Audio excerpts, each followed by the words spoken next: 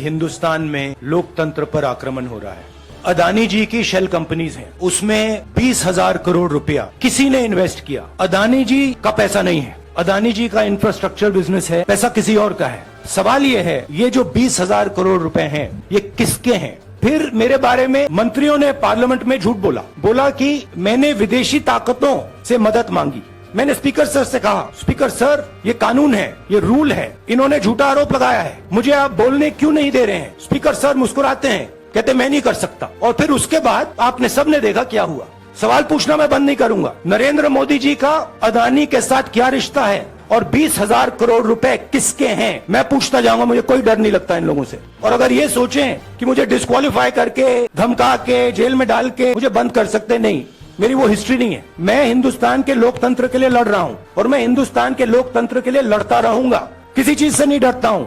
आज के हिंदुस्तान में जो पहले राजनीतिक पार्टियों को सपोर्ट मिलती थी, मीडिया से मिलती थी, बाकी इंस्टीट्यूशन से मिलती थी, वो नहीं मिलती है।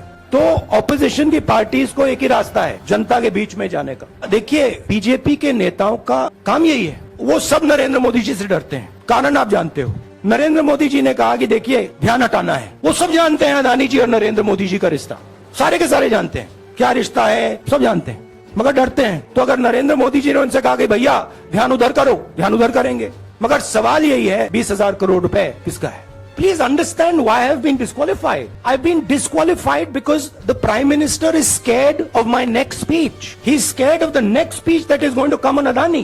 I've seen it in his eyes. So he's terrified of the next speech that is going to come, and they don't want that speech to be in Parliament. That is why first the distraction, now the disqualification. Please don't be confused about this matter. There is a deep relationship between Narendra Modi ji and Mr. Adani. चाहे मुझे सदस्यता मिले ना मिले, मैं अपना काम करूंगा। अगर ये मुझे परमानेंटली डिस्क्वालीफाई कर दें तो भी मैं अपना काम करूंगा। अगर मुझे रीइंस्टेट कर दें तो भी मैं अपना काम करूंगा। मुझे कोई फर्क नहीं पड़ता मैं पार्लियामेंट के अंदर हूं या बाहर हूं, कहां हूं। ये मोदी जी पैनिक में आ गए कि बात निकल जाएगी, ये 20,000 करोड़ रुपए किसके हैं, डर गए, घबरा गए। इन्होंने पूरा सीक्वेंस शुरू कर दिया। ये विपक्ष को सबसे बड़ा इन्होंने हथियार दिया है। जनता के माइंड में अब एक सवाल आ गया है कि अदानी जी भ्रष्ट व्यक्ति है। जनता के माइंड में यह सवाल उठा है कि इस भ्रष्ट व्यक्ति को हिंदुस्तान का प्रधानमंत्री क्यों बचा रहा है, सब कुछ इस व्यक्ति को बचाने के लिए क्यों कर रहे हैं। दूसरा सवाल, बीजेपी के लोगों ने कहा कि अदानी पर आक्रमण देश पर आक्रमण है। मतलब इनके माइंड में देश अदानी है और अदानी देश है।